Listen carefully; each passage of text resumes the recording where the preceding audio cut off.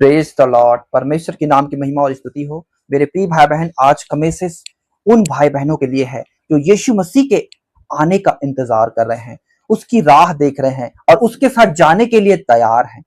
जरा रुक कर देखें कि परमेश्वर आज वचन से हमें क्या सिखाना चाहता है। एक ऐसा दृष्टांत जो यीशु मसीह ने अपने चेलों को दिया, वो बहुत ही गंभीर दृष्टांत है। मेरे प्रियो, आप उसको ध्यान से समझे और सीखे। आप परमेश्वर का आत्मा आज आपसे बात करता है। मत्ती रचित सुसमाचार 22 अध्याय उसके 1 से 10 तक प्रभु यीशु मसीह एक दृष्टांत खोलकर कहता है। आइए मैं आपको वो बताता हूं।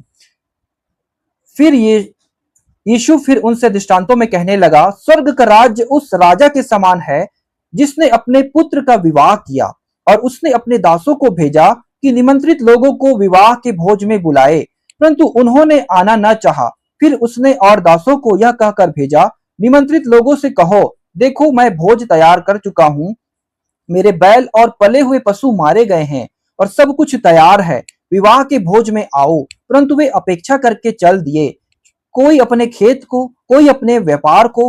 अन्य लोगों ने जो बच रहे थे उसके दासों को पकड़कर उनका अनादर किया और मार डाला।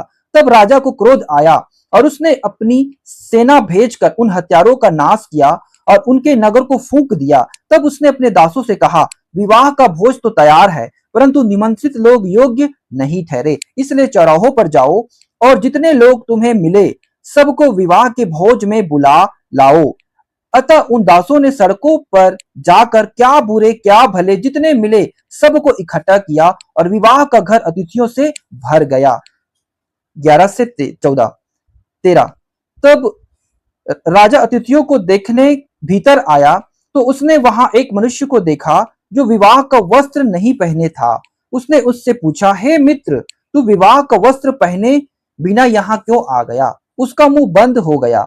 तब राजा ने सेवकों से कहा, इसके हाथ पांव बांधकर उसे बाहर अंधियारे में डाल दो, वहां रोना और दांत पिसना होगा। हालेलुया। यहाँ पर प्रभु यीशु मसीह एक दृष्टांत कहता है। मेरे प्रियो, प्रभु यीशु मसीह परमेश्वर अपने एक भोज को वहां विवाह का रखा हुआ है, लेकिन वहां जिसको बुलाया गया था वो लोग योग्य नहीं ठहरे। इसलिए प्रभु ने क्या किया? सड़कों पे जाओ, गली खुच्चे पे जाओ और जो मिले उठाकर ले आओ। वो कौन है? मेरे प्रियो, परमेश्वर ने अपने लोगों के लिए, यहूदी लोगों के लिए, इस्राएली लोगों के लिए विशेषकर उस आयोजन को रखा था, लेकिन उन लोग क्या किए? योग्य नहीं निकले। इसलिए परमेश्वर ने हमें क्या किया? अन्य जाति लोगों तक उस सुसमाचार को दिया, और उस सुसमाचार के द्वारा जो हम और आप पाए जाते हैं, उस भोज के लिए बुलाए गए हैं। हालेलुया।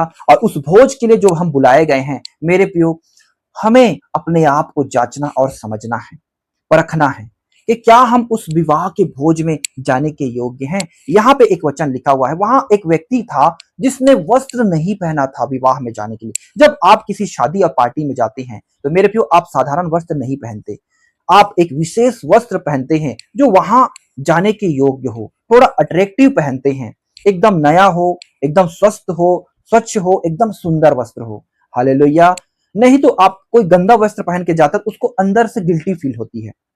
कहने का मतलब वैसे ही प्रभु यीशु मसीह के पीछे जो चलते हैं उन लोगों को मेरे प्रियो एक वस्त्र पहनना है।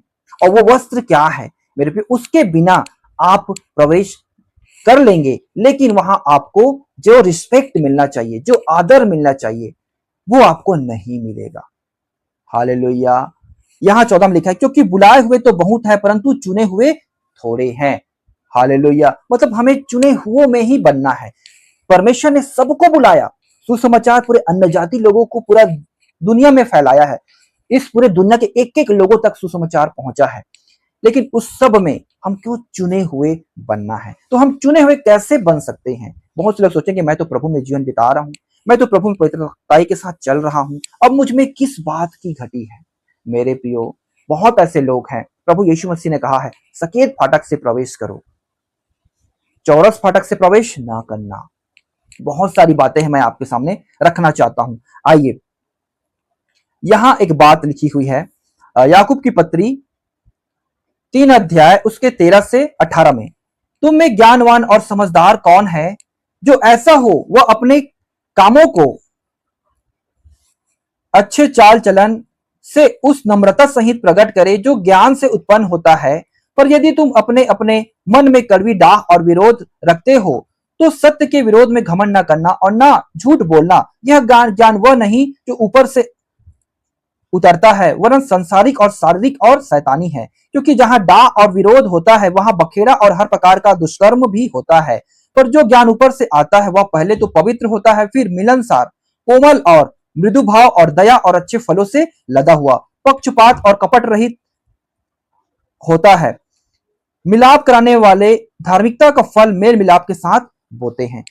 धार्मिकता का फल मेल मिलाप के साथ, जो हमें वस्त्र परमेश्वर देता है, उसके विषय में आपको बताना चाहता हूं मेरे प्रियो। यहाँ पे परमेश्वर का एक वचन है प्रकाशित वाक्य 22 अध्याय उसके 14 में, धन्य वे हैं जो अपने वस्त्र धो लेते हैं, क्योंकि उन्हें जीवन के पेड़ के पास आने का अधिकार मिलेगा और वे फाटकों से होकर नगर में प्रवेश करेंगे। परमेश्वर ने एक धार्मिकता का वस्त्र आपको देना है। वो क्या है? आपके धार्मिकता का काम। आप जो परमेश्वर के लिए करते हैं, जो मेल मिलाप के साथ परमेश्वर के साथ जीवन बिताते हैं, आप में कोई कमी नहीं होनी चाहिए। कोई भी डाह, कलेश, सांसारिक बातें, गाली गलौज वगैरह वगैरह कुछ नहीं होनी चाहिए। तभी आपका जो श्वेत वस्त्र है वो स्वच्छ रहेगा, निर्मल रहेगा और उसी को आप पहनकर उस भोज में शामिल होंगे। अगर मेरे प्रियो आपके जीवन में बहुत सारी बुरी बातें हैं, जैसे मैंने आपके सामने वो वचन को पढ़ा है, तुम में ज्ञानवान और समझदार कौन है जो ऐसा है वो अपने कामों को अच्छे चाल चलन से उस नम्रता सहित प्रकट करे जो ऊपर से आता है स्वर्ग से। हालेलुया। लेकिन बहुत लोग मसीह तो कहलाते हैं लेकिन उसके वो दो रंगी जीवन जीते हैं। आप ध्यान दें, आप कभी भी अगर दो रंगी जीवन जी रहे हैं, आप वहां पहुंच तो जाएंगे प्रभु यीशु मसीह के साथ, लेकिन वहां एक छटनी होगा। हालेलुया। क्योंकि वहां प्रभु ने कहा है बुलाए हुए तो बहुत है लेकिन चुने हुए थोड़े हैं। इसलिए मेरे प्रियो आपको जय पाना है।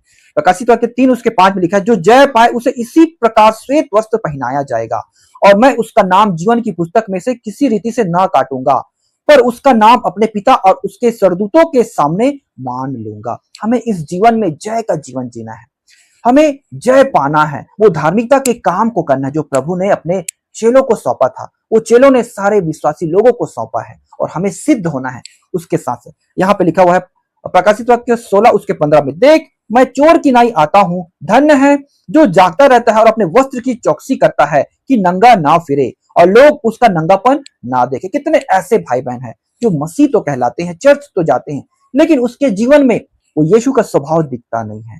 हालेलुया। वो क्रिश्चियन तो कहलाते हैं लेकिन उसमें कोई मसीह का खूबी प्रकट नहीं होता। उसको परमेश्वर कहता देख मैं चोर की नाई, यीशु मसीह कहता चोर की नाई आता हूं, अपने वस्त्र की चौकसी कर, नंगा ना फिरे, अपने वस्त्र की रखवाली कर।